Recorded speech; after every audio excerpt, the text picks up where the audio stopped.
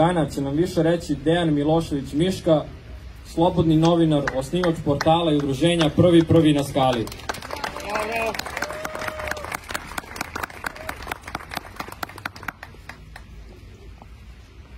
Dragi moji Kragujevčani, šumadinci sa svih strana, poštovani sunarodnici koji ste došli u Kragujevac, dobrodošli na slobodnu teritoriju, zove se grad Kragujevac.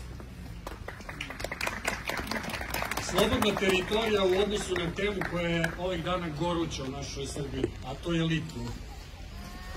To neću dalje da pominjem jer je ovde izrazito kompetentan gost koji će vam pričati na tu temu. Kao što je Stanko rekao u uvodu, pošto dolazim iz ove branše, služit ću se malo papirima jer tu ima neke činjenice podataka koje ne bih da pogrešno interpretiram. Citiram, svako ima pravo na zdravu životnu sredinu i na blagovremeno i potpuno obaveštavanje o njenom stanju.